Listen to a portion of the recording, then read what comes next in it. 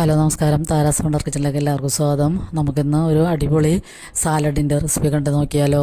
അപ്പോൾ ഇപ്പോഴാണ് ഇതിന് സാലഡ് എന്നൊക്കെ പേര് വന്നത്. ഞങ്ങളൊക്കെ ഇതിനെ വിളിച്ചുകൊണ്ടിരുന്നത് കച്ചമ്പർ,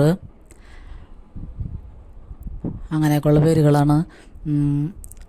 സർലാസ് കച്ചമ്പർ എന്നൊക്കെയാണ് വിളിച്ചുകൊണ്ടിരുന്നത്. അപ്പോൾ ഇപ്പോഴാണത് സാലഡായത്. അപ്പോൾ നമുക്ക് എന്തായാലും ഇതിൻ്റെ പ്രിപ്പറേഷൻ എങ്ങനെയാണെന്ന് നോക്കാം.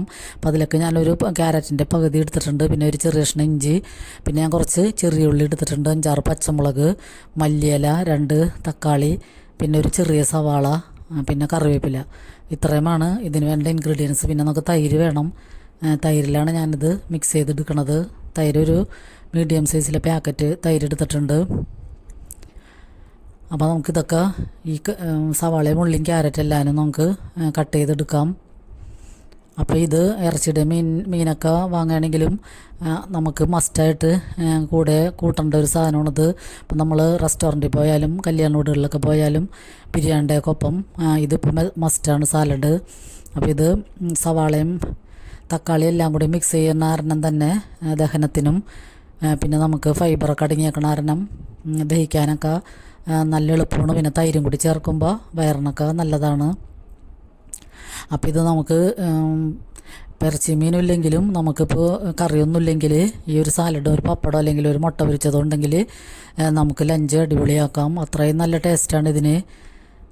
അപ്പോൾ എല്ലാവരും ഇതുണ്ടാക്കാറുണ്ടാവും. അപ്പോൾ ഞാനിപ്പോൾ ഇടയ്ക്കൊക്കെ ഇതുണ്ടാക്കുള്ളൂ. നോൺ വെജോ അങ്ങനെയൊക്കെ ഉണ്ടെങ്കിൽ മാത്രമാണ്. അപ്പോൾ ഇത് കറിയൊന്നും ഇല്ലെങ്കിലും നമുക്ക് വേറെ കറികളൊന്നും ഇല്ലെങ്കിലും ഇങ്ങനത്തെ ഒരു സാലഡ് ഉണ്ടെങ്കിൽ ചോറിനാൻ പറ്റും. പിന്നെ ഇത് തൈരല്ലാതെ നമുക്ക് തേങ്ങാപ്പാൽ ഒഴിച്ചിട്ടും ഇങ്ങനെ സാലഡ് ഉണ്ടാക്കാം. അതും നല്ല അടിപൊളി ടേസ്റ്റാണ്. അപ്പോൾ ഇപ്പോൾ എല്ലാവരും എളുപ്പത്തിന് വേണ്ടി തൈരാണല്ലോ ചേർക്കണത്.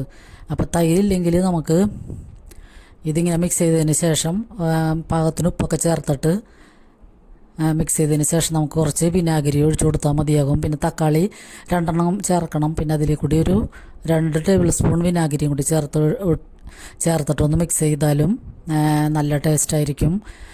അപ്പോൾ നമുക്ക് സവാളയും ക്യാരറ്റും കറിവേപ്പിലയും കൂടിയാണ് ആദ്യം ഞാൻ ഉപ്പിട്ടിട്ട് നല്ലോണം മിക്സ് ചെയ്യണത്. കൈ കൊണ്ട് നന്നായിട്ട് ഒരു 2 മിനിറ്റ് നേരം ഇങ്ങനെ തന്നെ നല്ലോണം മിക്സ് ചെയ്യണം. എന്നാലാണ് ക്യാരറ്റും സവാളയൊക്കെ ഒന്ന് സോഫ്റ്റ് ആവുള്ളൂ.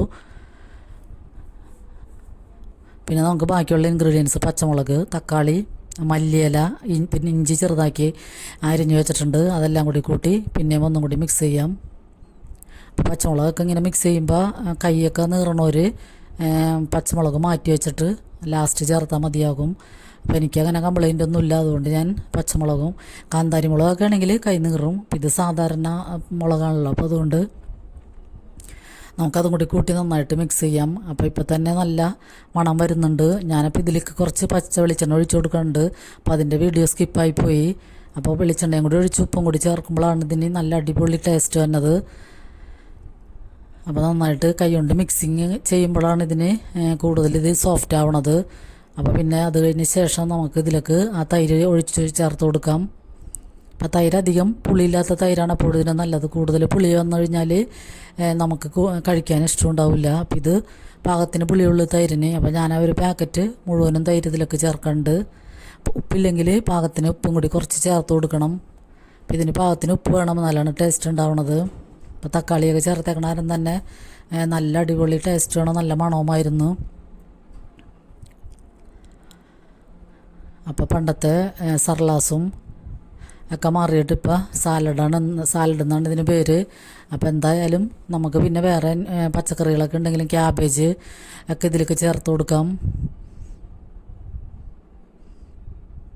ക്യാബേജ്, ബീൻസോ അങ്ങനെയൊക്കെ ഉണ്ടെങ്കിലും ചെറുതാക്കി അരിഞ്ഞിട്ട് കുറച്ച് ചേർക്കാൻ പാടുള്ളൂ. എന്നിട്ട്